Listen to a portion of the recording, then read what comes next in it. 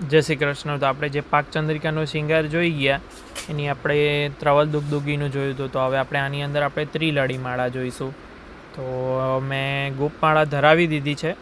ત્યારબાદ આપણે આવી રીતે ત્રિલળી માળા જોઈશું.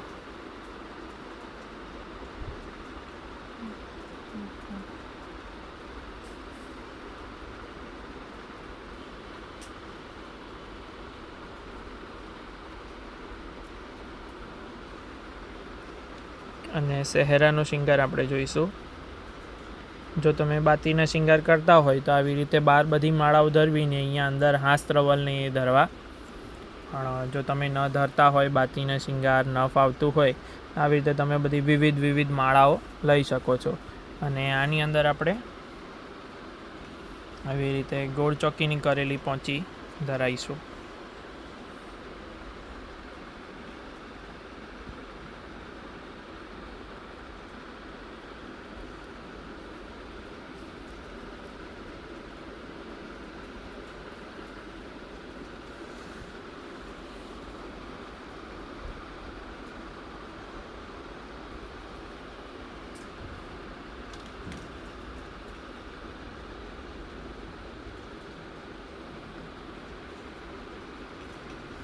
આપણે સહેરો, તો આવી રીતે આવો સહેરો હોય એને આવી રીતે બે બાજુથી પડછિયા કસી અને આવી રીતે આપણે પાગ ઉપર અત્યારે ધર્યો છે.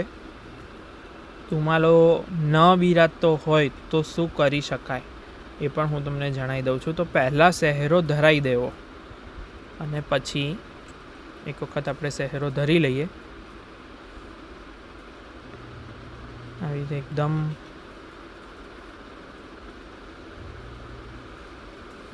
ફિટ બટ મારી અને આવી રીતે સહેરો ધરાઈ દેવો.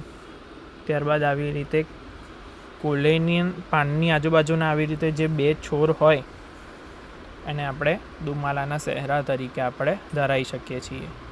અને જો કેસરી દુમાલો હોય તો તમારી પાસે એ ધરવો અથવા તો આ પણ કરી શકાય છે.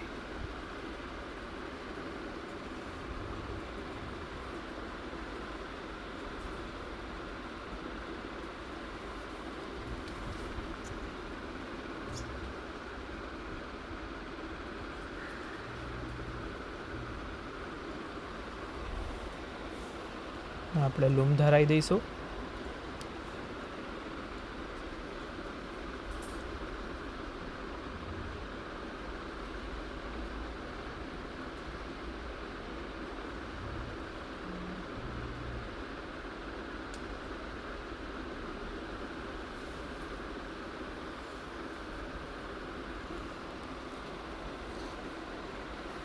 ફૂલ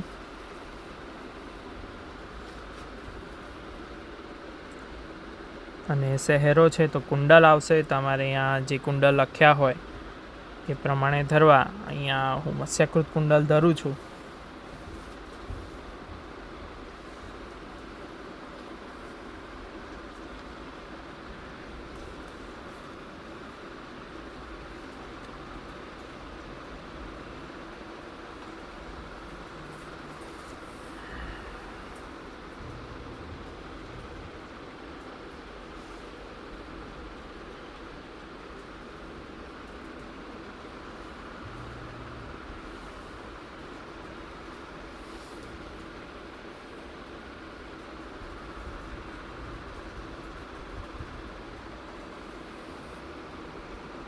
કોઈપણ પ્રકારના કુંડલ ધરીએ તો એમાં ધ્યાન રાખો કે કુંડલનું જે કોઈનું પણ મુખારબિંદ હોય એ નીચેની સાઈડ હોય.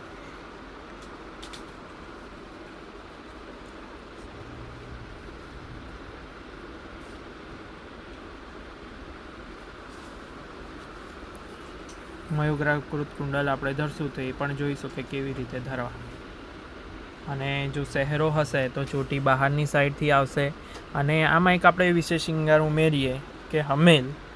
તો ઘણા વૈષ્ણવની ક્વેરી આવતી હતી કે હમેલ કેવી રીતે ધરાય છે. તો હમેલ ધરવા માટે પણ એક આપણે આવી રીતે આટલી લગાવની બત્તી કરવી પડશે.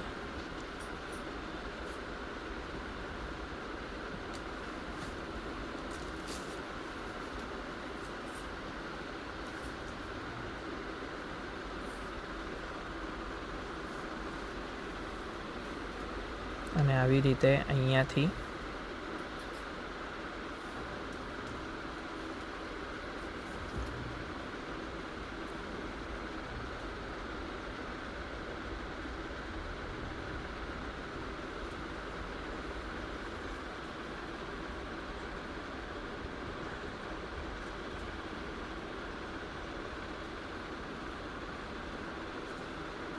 જુઓ આવી રીતે, અને અહીંયાથી આવી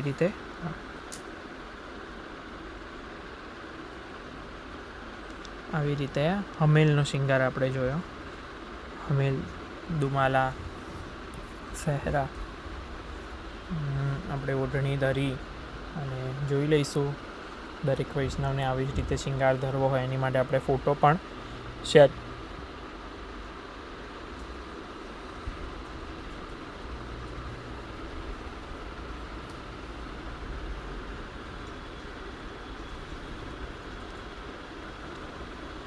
આવા અવનવા શિંગાર જોવા માટે અને અપડેટ મેળવવા માટે તમે અમારા વોટ્સઅપ ગ્રુપમાં પણ જોઈન થઈ શકો છો, જેની લિંક નીચે ડિસ્ક્રિપ્શન બોક્સમાં મૂકેલી છે.